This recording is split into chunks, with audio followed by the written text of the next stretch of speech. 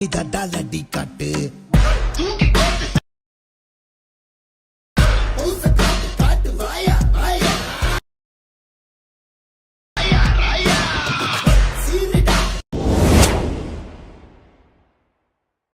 Daddi cut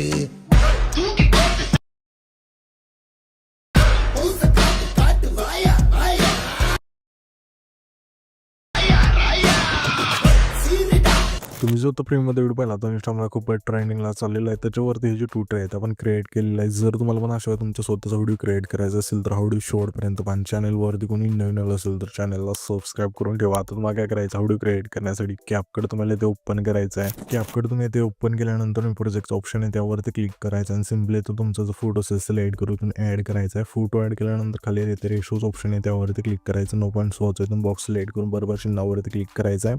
त्याच्यानंतर खाली तुम्हाला ओव्हरलेज ऑप्शन आहे त्यावरती क्लिक करायचं. पुन्हा ॲड ओव्हरलेवरती क्लिक करून बीट माहुडी दिला आहे तो तुम्हाला इथून सिलेक्ट करून इथून ॲड करायचा. हा बीट माहुडी येते तुम्ही ॲड केल्यानंतर त्याच व्हिडिओवरती क्लिक करायचं आहे.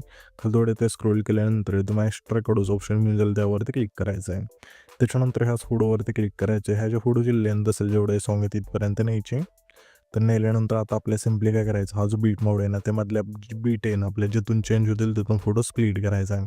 पहिली बीट आपली इथे चेंज होते ते ह्याच फोटोवरती क्लिक करून स्प्लिट करा. ह्याच्या पुढची बीट आपली इथे चेंज होते तर ह्याच फोटोवरती क्लिक करून स्प्लिट करा. अशा प्रकारे हा जो फोटो असेल तो शोच्या बीट आपण तुम्हाला स्प्लिट करत न्यायचा आहे.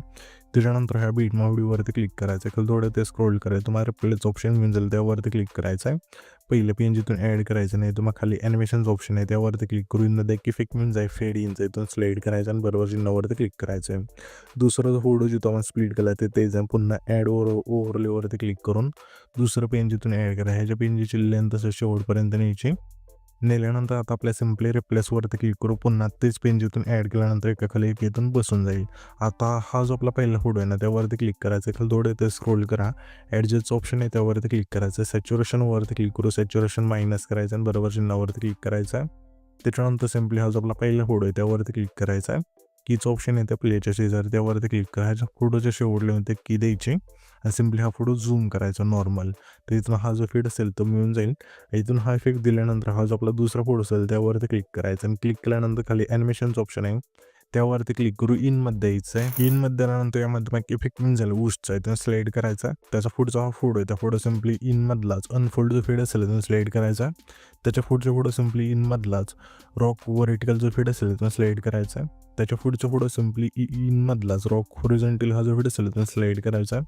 पुन्हा आपल्या त्याच्या पुढचा फोटो आहे त्या फोटो सिम्पली इनमधला क्रॉस ओपनचा जो इफेक्ट असेल त्यानं स्लाईड करायचा. पुन्हा आपल्या त्याच्या पुढच्या फोटो सिम्पली इनमधलाच हॉरिझॉन्टल ब्लरचा जो फीड असेल त्यानं स्लाईड करायचा.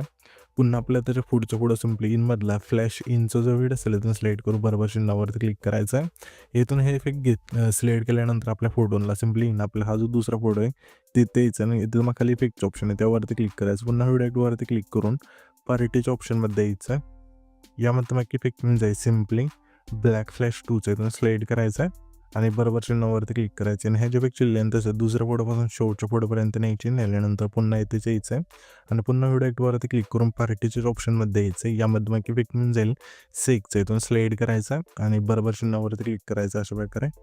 आणि ह्याच्या पेक्षी लेंथ असेल ना आपली सिम्पली दुसऱ्या फोटोपासून शेवटच्या फोटोपर्यंत न्यायची. नेल्यानंतर ॲडजस्टवरती क्लिक करून स्पीड आणि इंटेन्सिटी 15-15 ठेवून बरोबर चिन्हावरती क्लिक करायचं. त्याच्यानंतर पुन्हा तिथे जायचं दुसरा जो फोटो आहे तिथे व्हिडिओ ॲक्टवरती क्लिक करून ग्लिचच्या ऑप्शनमध्ये द्यायचं आहे. तुम्हाला सिम्पली यामध्ये मग इफेक्ट म्हणजे क्रोमॅटिकचं इथून स्लाईड करायचं आणि बरोबर चिन्हावरती क्लिक करायचं आहे.